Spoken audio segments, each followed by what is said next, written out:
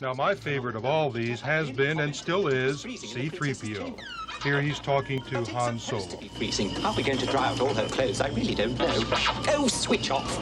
Why don't you take this apart now? I'm trying to get us out of here and you pull both of these... Excuse me, sir. Put them back together right now. Might I have a word with you, please? What do you want? Well, it's Princess Leia, sir. She's been trying to get you on the communicator. I turned it off. I don't want to talk to her. Oh, well, Princess Leia is wondering about Master Luke. He hasn't come back yet. She doesn't know where he is. I don't know where he is. Nobody knows where he is. What do you mean nobody knows? Well, you... Deck officer! Deck officer! Excuse me, sir. Might I... Yes, sir? You know where Commander Skywalker is? I haven't seen him. It's possible he came in through the south entrance. It's possible. Why don't you go find out? It's getting dark out there. Yes, sir. C-3PO is played by British actor Anthony Daniels. I talked with him and director Irvin Kershner and asked Daniels what kind of a character C-3PO really is. One of the original neurotics, and the trouble, have you ever noticed with neurotics, everything happens to them. They never have an easy life. They're victims. They really are, the original victims.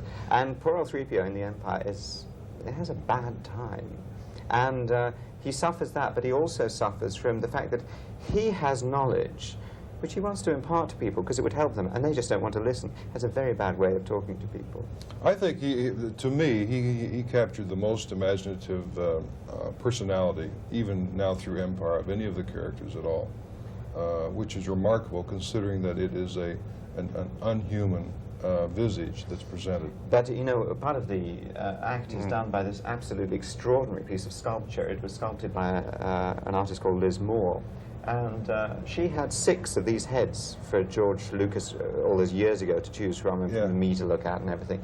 And they chose the one I didn't want. Really? Well, originally he had big black eyes, he looked very strange, but when it was all in gold, it's the most brilliant prop to work with, really. I mean, it's a great asset. Is it uncomfortable as it looks like it would be? Yes, it is. It is pretty uncomfortable. I get very impatient in that, don't I?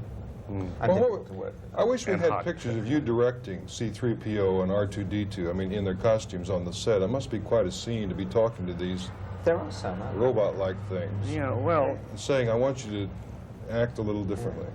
And he gets no reaction from you, do you, when you discuss No, it? you see, it's an interesting question because I found that I felt best about reaching the robots, the droids, when they were totally in costume, or even Chewbacca, or Vader. If they were totally in costume, then I could relate to them as the character. If we were on the sidelines and he was out of his mask and out of the body, I couldn't relate to him as C-3PO. I mean, this to me is Tony Daniels. I begged Anthony Daniels to talk like C-3PO, but he refuses if he's not in costume. Well, The Empire Strikes Back needs no boosting from me. If you like Star Wars, you'll love Empire. It's a fascinating technical achievement. We'll be right back.